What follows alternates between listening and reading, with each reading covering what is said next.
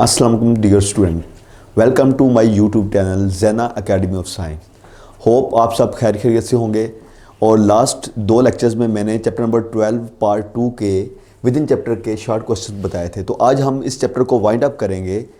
मैं आपको last lecture में भी बता चुका हूँ कि इस चैप्टर से बोर्ड में 4 शॉर्ट क्वेश्चन आते हैं और 3 शॉर्ट क्वेश्चन जो हैं वो विद इन चैप्टर होंगे। तो रिमेनिंग जो शॉर्ट क्वेश्चन है इस चैप्टर के वो आज हम कवर करेंगे। तो आज का पहला शॉर्ट क्वेश्चन है इलेक्ट्रॉन वोल्ट क्या होता है। It is very very important short question और ये आपको अंडरस्टैंडिंग भी होनी चाहिए। एमसीक्यूज भी यहाँ से आया था इसका। तो इलेक्ट्रॉन वोल्ट क्या है? ये स्मॉल यूनिट है एनर्जी की which is used in atomic level.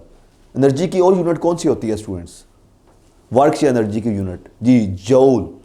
लेकिन जूल एक बिग यूनिट है। एटॉमिक लेवल पे हम small unit of energy use करते हैं and that is electron volt. तो it is unit of energy used in atomic level. और इसकी डेफिनेशन क्या होगी? एनर्जी गेन्ड और lost by an electron when it is traversed. ये स्पेलिंग याद रख लें, TRAVERSED। ट्रेवर्स्ड का मतलब होता है सामना होना, कि जब इलेक्ट्रॉन के सामने 1 वोल्ट का पोटेंशियल हो तो उसमें या तो वो एनर्जी गेन करेगा या लूज करेगा। कब इलेक्ट्रॉन एनर्जी गेन करेगा, कब लूज करेगा? अगर इलेक्ट्रॉन लो से हाई पोटेंशियल की तरफ जा रहा है तो एनर्जी लूज करेगा, और अगर हाई से लो की तरफ आ रहा है यानी नेगेटिव प्लेट की तरफ आ रहा है तो आपको वर्क करना पड़ेगा, तो उसमें एनर्जी गेन करेगा इलेक्ट्रॉन। लेकिन ये इस डेफिनेशन का पार्ट नहीं है, ये आपकी अंडरस्टैंडिंग होनी चाहिए। तो इस डेफिनेशन में आपने क्या लिखना है कि एनर्जी गेन्ड और lost by an electron when it is traversed through a potential difference of 1 volt. यानी इलेक्ट्रॉन के सामने 1 वोल्ट पोटेंशियल हो, यानी 1 वोल्ट की बैटरी अटैच कर दी आपने, तो उसमें इलेक्ट्रॉन एनर्जी गेन करेगा या लूज करेगा? तो जितनी एनर्जी गेन या लूज करेगा that is called 1 electron volt. और ये किसके इक्वल होता है? 1.6 × 10⁻⁻19 जूल। तो स्टूडेंट्स यहीं से एक और शॉर्ट क्वेश्चन बनता है, very important. Prove that 1 electron volt is equal to 1.6 × 10⁻⁻19 joule. तो अब ये प्रूफ करने के लिए काइनेटिक एनर्जी का रिलेशनशिप आपको पता होगा। डेल्टा काइनेटिक एनर्जी क्या होता है? Q delta V। वर्क या एनर्जी एक ही बात है। वैसे delta V is equal to W/Q0 पढ़ा हुआ आपने। तो डेल्टा काइनेटिक एनर्जी क्या हो गया? Q delta V। तो अगर आपका चार्ज 1 इलेक्ट्रॉन के बराबर हो और पोटेंशियल डिफरेंस कितना हो? 1 वोल्ट, क्योंकि यही इलेक्ट्रॉन वोल्ट की डेफिनेशन है कि पोटेंशियल डिफरेंस कितना होना चाहिए? 1 वोल्ट। तो यहां पे पुट करें तो यह आ जाएगा Q की जगह Q delta V is equal to 1E × 1 volt. तो स्टूडेंट्स इलेक्ट्रॉन पे चार्ज कितना होता है? मिलीकन मेथड में आपने पढ़ा हुआ है जी, वेरी गुड। 1 इलेक्ट्रॉन बराबर होता है 1.6 × 10⁻⁻19 कूलम। तो ये यहां पे पुट कर दें इलेक्ट्रॉन के चार्ज की जगह। तो 1 electron volt is equal to 1E की जगह आ जाएगा 1.6 × 10⁻⁻19 कूलम।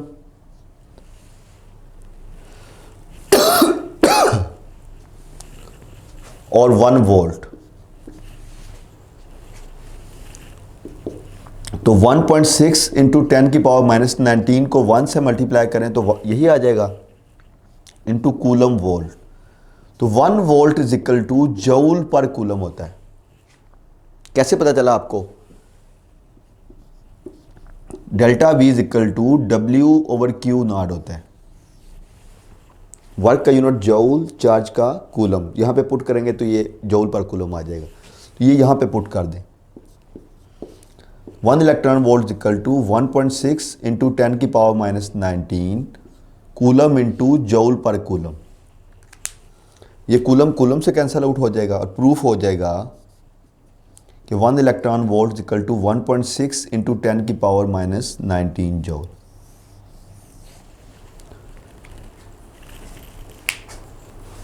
अब स्टूडेंट्स यहां से जो नेक्स्ट शॉर्ट क्वेश्चन है वो भी बहुत इंपॉर्टेंट है। दैट इज कंपेयर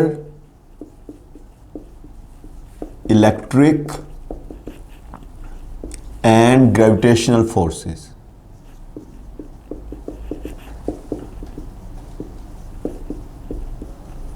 अब जब ये 2 नंबर के लिए शॉर्ट क्वेश्चन आएगा तो 2 नंबर के लिए आपको डेफिनेटली 4 पॉइंट्स तो ज़रूर लिखने पड़ेंगे कंपैरिजन में। तो आप यहाँ पे एक ड्रॉ करें लाइन, एक तरफ लिख लें आप gravitational force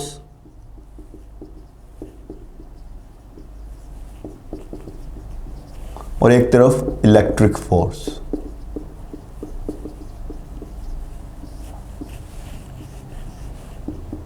first point,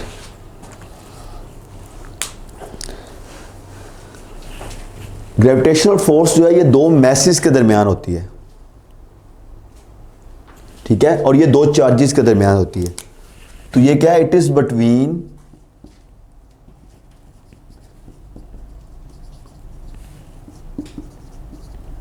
any 2 message, किसी भी मैसेज के लिए हो सकती है, 2 मैसेज नहीं, ज्यादा मैसेज के दरमियान भी हो सकती है। तो it is between 2 masses and it is between charges.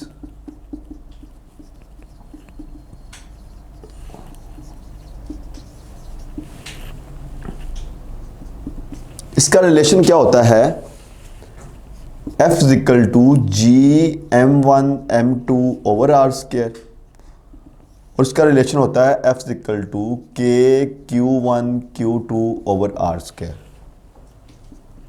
Third point, gravitational force attractive भी हो सकती है, रिपल्सिव भी हो सकती है। सिर्फ अट्रैक्टिव है। ग्रेविटेशनल फोर्स क्या है, सिर्फ अट्रैक्टिव है। 2 मैसेज हमेशा एक दूसरे को अट्रैक्ट करेंगे, तो इट इज ओनली अट्रैक्टिव।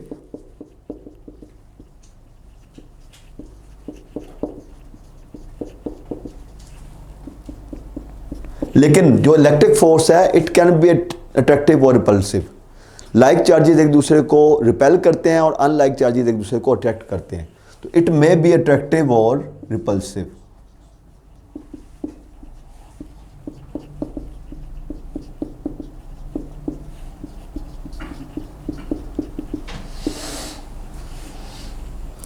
इसके बाद स्टूडेंट फोर्थ पॉइंट कि ये इनवर्स स्केयर लॉ को ओबे करती है। दोनों फोर्सेस इनवर्स स्केयर लॉ को, देखें F is inversely proportional to R square, तो इट ओबेज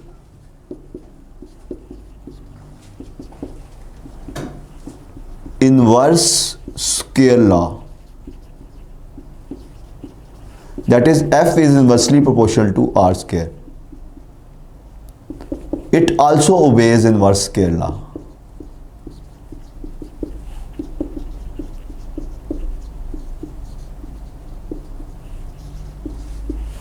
इसके बाद ग्रेविटेशनल फोर्स को हम शील्ड नहीं कर सकते, रोक नहीं सकते, लेकिन इलेक्ट्रिक फील्ड फोर्स जो है जैसे जैसे आप मीडियम ऐड करते जाएंगे 2 चार्जेस के दरमियान तो इलेक्ट्रिक फोर्स डिक्रीज होती रहती है और इसको आप शील्ड कर सकते हैं, रोक सकते हैं। तो it can not be shielded.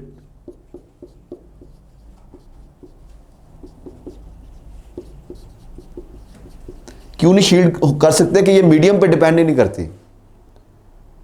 जब मीडियम पे डिपेंड नहीं करती तो आप इस दरमियान में 2 मैसेज के कुछ भी आ जाए, मैसेज ने एक दूसरे को अट्रैक्ट करना है, but it can be shielded.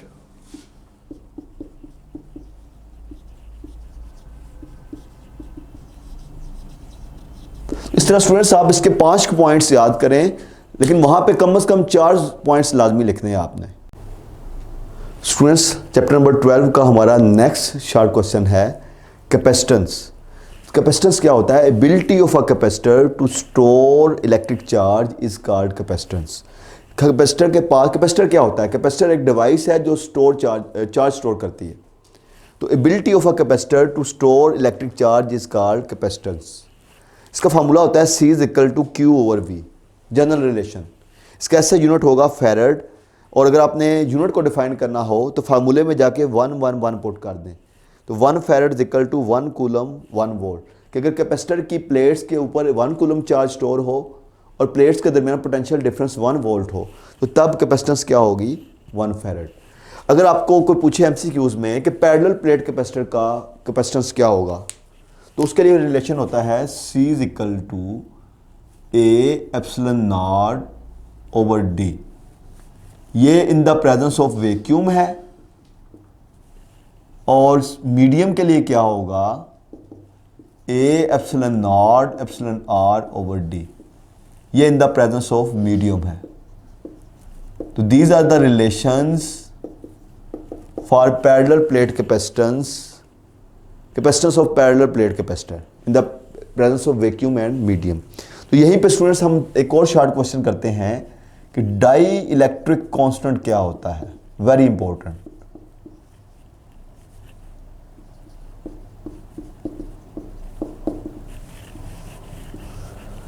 Epsilon R,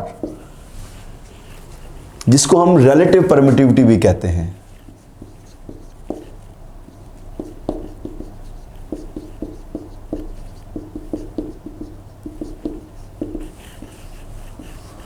तो स्टूडेंट्स ये रेशो होती है capacitance in the presence of medium to capacitance in the presence of vacuum.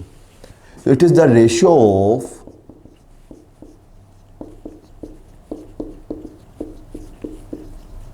capacitance of capacitor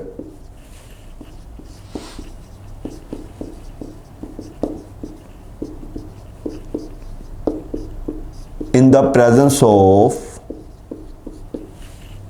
medium to capacitance of capacitor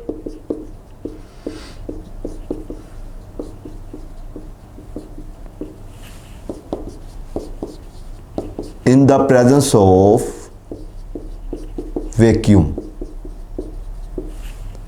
इसका formula होगा epsilon R is equal to C medium over C vacuum and it has no unit, कोई unit नहीं होती। तो students हमारा आज का last short question है जो कि बहुत इंपॉर्टेंट है, that is time constant.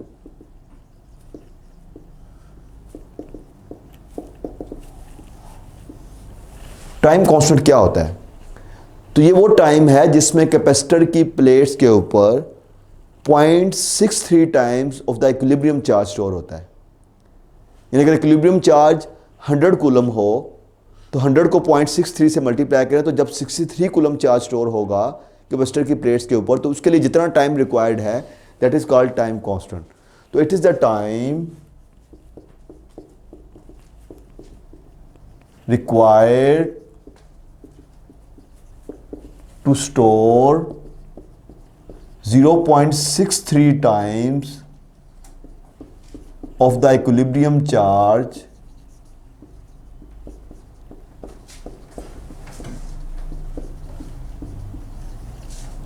on the plates of capacitor।